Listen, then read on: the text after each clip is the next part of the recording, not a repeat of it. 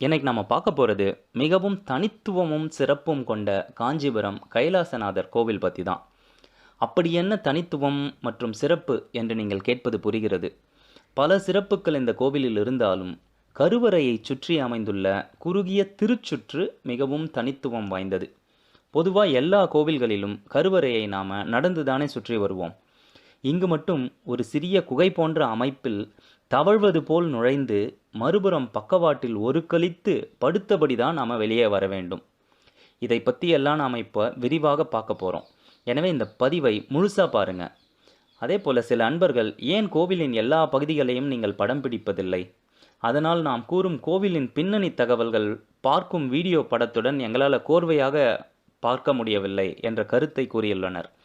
அதற்கு காரணம் என்னன்னு பார்த்தீங்கன்னா, கோவிலின் சில இடங்களில் மட்டுமே வீடியோ எடுக்க அனுமதி உள்ளது. எனவே கோவிலின் அனைத்து பகுதிகளையும் கவர்